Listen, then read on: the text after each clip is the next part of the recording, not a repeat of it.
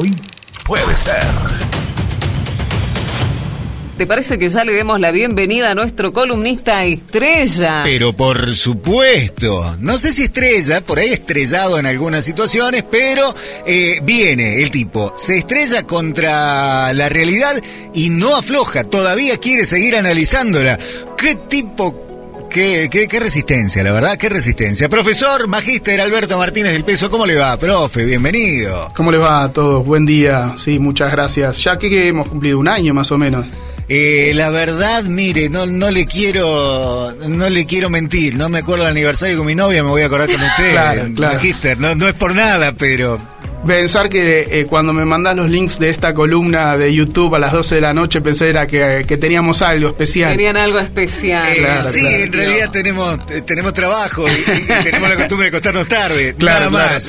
No quiero crear falsas expectativas. Los vicios del pluriempleo, ¿no? Usted vio cómo es esto. No, lo nuestro no es una relación... Es polilaboral, es laboral. Si quiere. Listo. Polilaboral.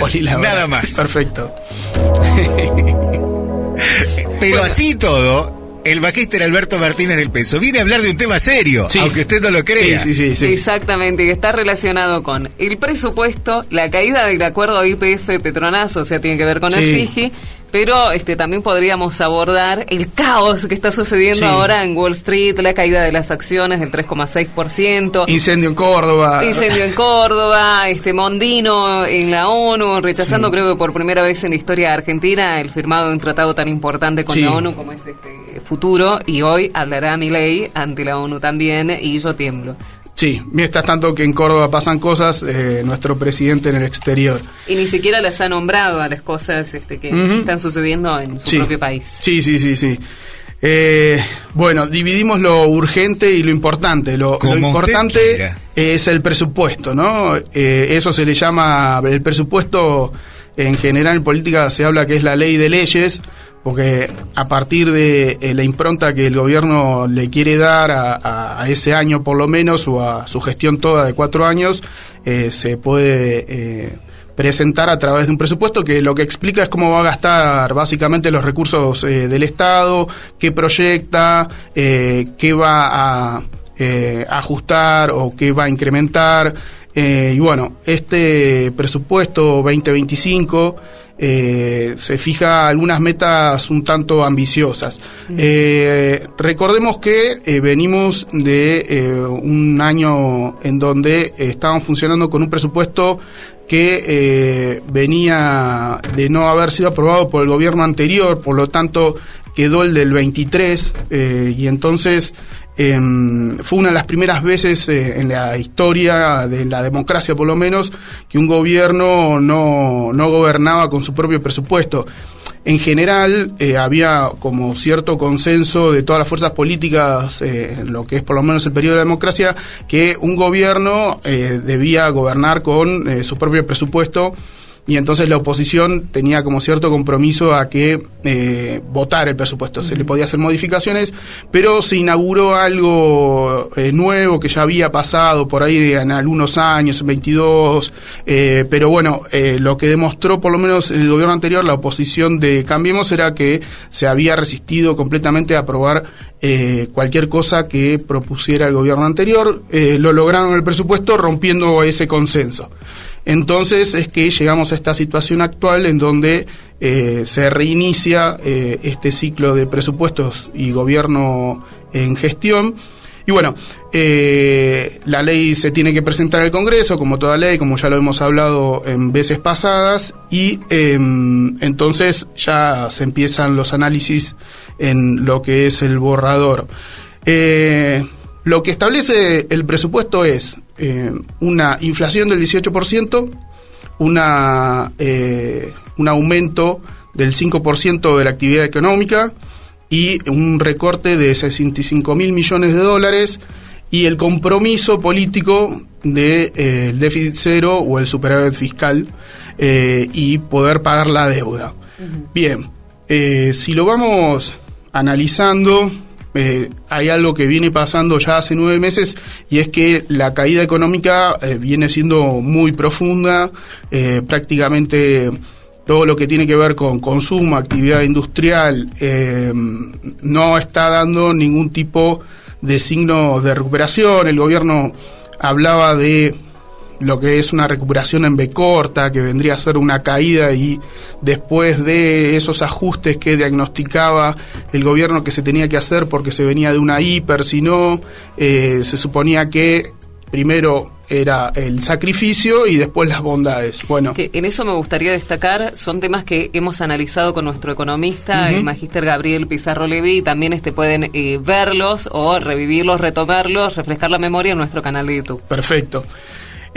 Bueno, entonces, de esa caída que vienen analizando ahí con el colega, es difícil de poder conciliar o ahí tratar de ver de cómo de un ciclo que viene deprimiéndose puede llegar a expandirse en un 5%. O sea, 5% de un incremento de la actividad económica nacional es un número ambicioso. En general, los países si proyectan un 1 o 2% ya es bastante, y más en este mundo donde está complicada la actividad económica. Por lo tanto, ya una cuestión del 5% es ambicioso en términos macroeconómicos. Después, el de una inflación de 18% también es muy ambicioso. Si bien hay un diagnóstico que la inflación se estaría desacelerando, ¿no? Acá citando al compañero colega economista, la inflación es el alza en un tiempo prolongado de los precios, ¿no? Bueno, parecería que la tendencia sería, pero los analistas que dicen que es por la caída del consumo, entonces no se puede aumentar más porque la demanda de algunas cuestiones es inelástica y entonces no pueden aumentar los precios porque si no, no venden. Entonces también ponerse a analizar sobre un 18% de la inflación en un ciclo inflacionario que viene hace años es también bastante ambicioso. Y bueno, y lo del recorte de 65.000 millones, que esa es la parte más política y la que más nos incumbe a nosotros, ya le tocará a nuestro colega el resto de analizar las variables macroeconómicas. Bueno, lo que está demostrando el gobierno en ese sentido es la vocación de pagar la deuda. O sea, 65.000 millones es más o menos equivalente a lo que se le debe al FMI, que son unos 50.000 y pico, para no contabilizar lo que son los tenedores privados. Con lo cual lo que está mostrando es una vocación de: yo achico todo el gasto del Estado y voy a pagar la deuda. Lo que pasa es que el gobierno hace el recorte en pesos y lo que necesita son dólares, y el gobierno nacional o la Argentina no imprime dólares. Entonces de algún otro lado los va a tener que sacar. ¿Cuál es la vocación de este gobierno? Lo que viene pregonando es con inversiones externas, y ahí es donde entra lo del RIGI, que ya se sancionó, lo que es la ley de bases, en donde presenta un panorama políticamente favorable, supuestamente estable en lo legal, para las inversiones externas. En ese marco es que se había dado el acuerdo de una empresa malaya, ¿sí? Petronas e YPF, que se viene negociando desde que con Petronas, desde que se descubrió los yacimientos de Vaca Muerta, o sea que esto viene desde hace 10 años, 2014 más o menos. Y lo que se estaba negociando era poner una planta de licuefacción de gas, y que por coyunturas políticas, llamémoslo así, salió de la provincia de Buenos Aires y se ponía en Río Negro. Entonces ahí ya parece que a los malayos no les empezó a gustar, y bueno, y en declaraciones off the record no confiaban mucho en lo que es las condiciones económicas a futuro del país. Lo cual, si uno ata lo que es el presupuesto y esto que pasó, que el gobierno lo anunciaba como el gran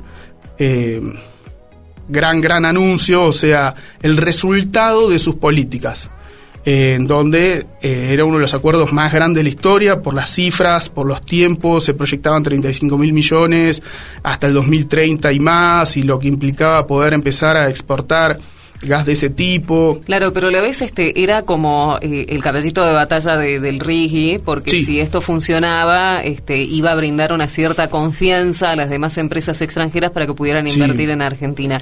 pero se tambalea primero por una falta de confianza, porque prometieron una cosa, prometieron establecerse en un lugar y de pronto por un vaivén político infantil, interno, cambiaron la dirección de las cosas. Y eso generó mucha desconfianza en esta empresa malaya, pero también en los mercados. Sí, con lo cual, primero, en lo urgente, que se caiga ese nivel de inversión es preocupante porque lo que veníamos analizando es que es la caída de la economía, del mercado interno se derrumba y la actividad económica industrial, de pequeños comercios también. Entonces, bueno, ¿qué hace el gobierno? Se juega un pleno a inversiones externas. Y bueno, 35.000 millones no es poca plata, se está proyectando recortes por 65.000 millones. Entonces es mucho dinero y es una inversión en un recurso estratégico en un mundo en donde, como ya hemos venido hablando, la cuestión energética es geoestratégica. Entonces, que se haya echado para atrás una empresa con la cual se venía negociando hace más o menos una década es sintomático.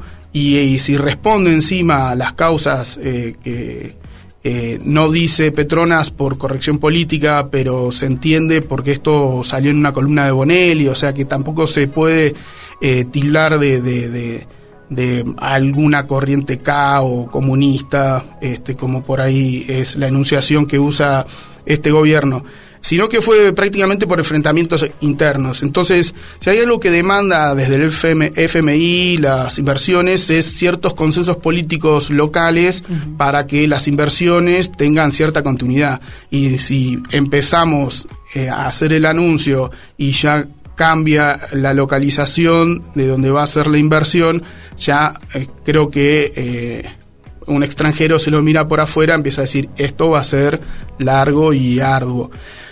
Entonces, no estaría resultando esta función de ajuste a inversión externa, ¿no?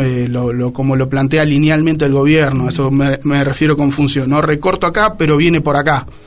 Entonces es bastante preocupante porque en esto también del presupuesto y de consensos, para citar un ejemplo que como universidad nos toca, se había legislado una inversión en ciencia y técnica escalonado para alcanzar justamente más o menos por el 2030 una inversión del 1% del PBI en ciencia y técnica. Hay un artículo del presupuesto que eso lo suspende y lo baja al 0,2% del PBI, con lo cual ahí también hay un problema, porque las inversiones en ciencia no es algo que se recupera en el tiempo, sino que justamente lo que hace falta es periodos prolongados, sostenidos, trabajo integral entre distintos sectores. Porque los resultados no son inmediatos. No son inmediatos y no está medido por variables macroeconómicas o, si se quiere, en una jerga de rentabilidad.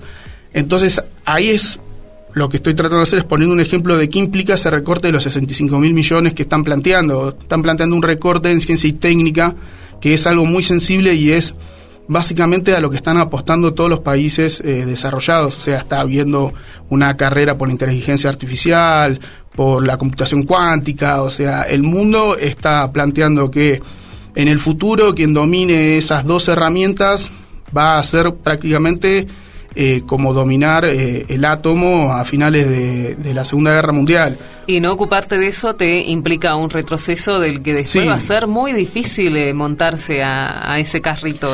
Tal cual, llegas tarde. Sí, cosas que ya le ha pasado a la Argentina antes, en el 30, apostó a seguir primarizando la economía y ya en ese momento la tecnología del momento estaba cambiando, las circunstancias internacionales también, el Reino Unido estaba decayendo en su hegemonía y estaba pasando a Estados Unidos, Argentina competía con Estados Unidos justamente en el agro, entonces ahí se perdió una oportunidad.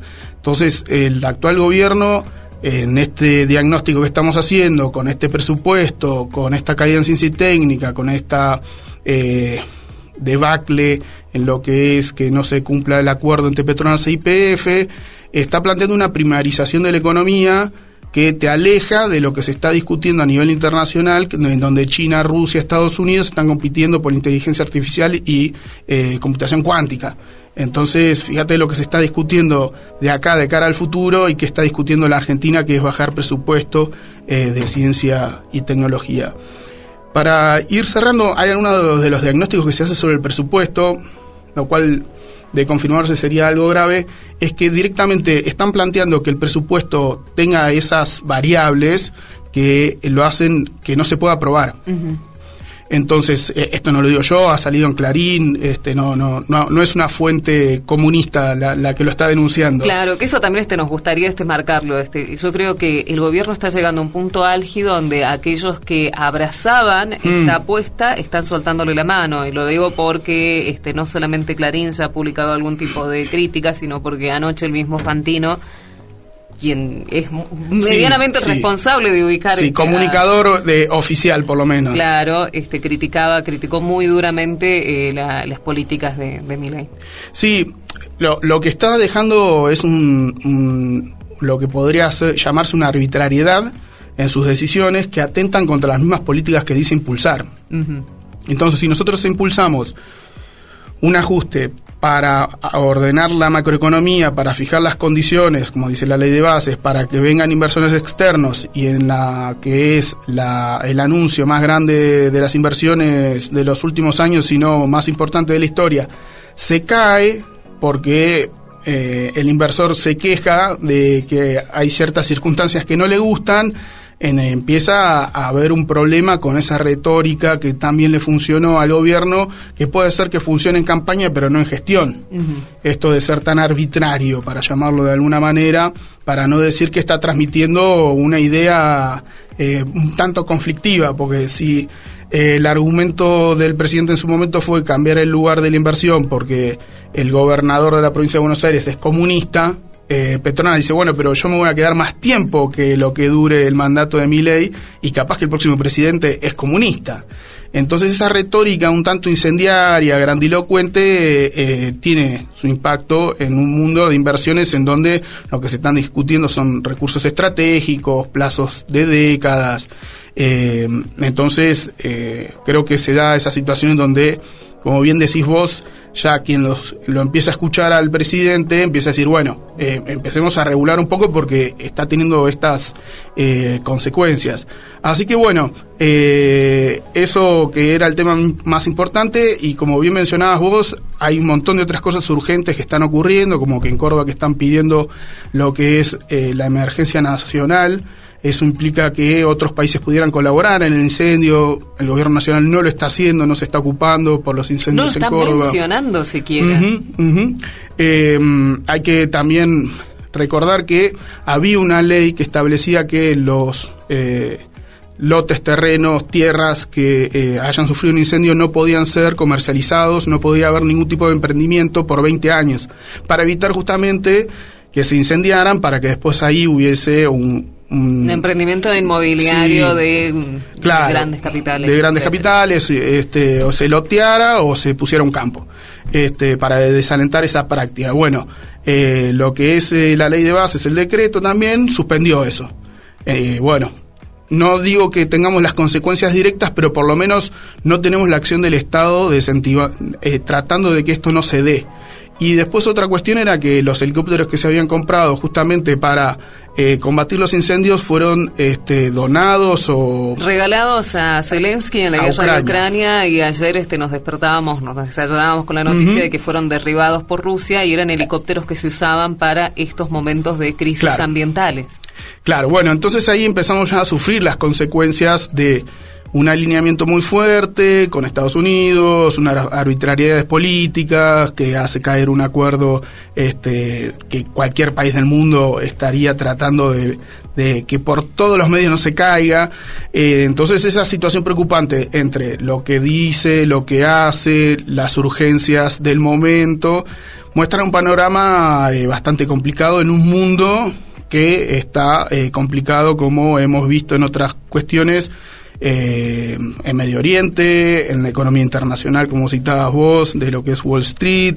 Entonces y en una guerra de Israel, que esto ya lo podríamos plantear para la semana que viene, hacer este eje internacional, porque ya sobrepasa lo que son las fronteras de Palestina, Gaza, Israel, y ya se están metiendo con el tema del Líbano por este problema que han tenido con Hezbollah, y con lo cual ya se encienden todas las alarmas, porque estamos hablando de gente que está muy cercana a la OTAN, estamos hablando de alianzas fuerzas internacionales que tienen que involucrarse necesariamente en este tipo de conflictos. Sí, lo cual le mete más inestabilidad al sistema internacional, que repercuten en la Argentina en políticas que justamente fueron de profunda apertura hacia el exterior, confiando en inversiones externas. Entonces, en un mundo convulsionado, con una gestión particular, que por eso se la votó, porque era disruptiva, tenemos un cóctel un tanto complicado.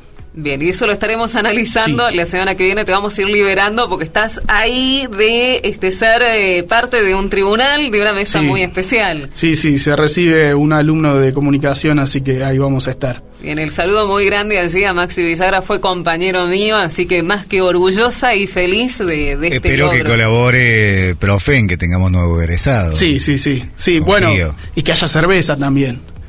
Bueno, pero fuera del área del horario, campus, que vayamos a festejar, claro. Después usted lo arregla. Sí, sanguchito de miga. Bueno, ya está pidiendo demasiado. ¿Qué no le dijo el presidente que no hay plata? Claro. Al final viene, analiza todo y después pide como si hubiese. No. Es que soñar no cuesta nada. Claro. Pero qué bárbaro, hombre. Me voy a ir a Malasia a comer sanguchitos. Bueno, está bien, si usted quiere. Ahí estaba el magíster Alberto Martínez del Peso, nuestro columnista, nuestro analista político, haciendo su gracia, haciendo el análisis de esta situación que no es fácil, magíster, pero lo viene haciendo. Hasta la semana próxima. Hoy puede ser.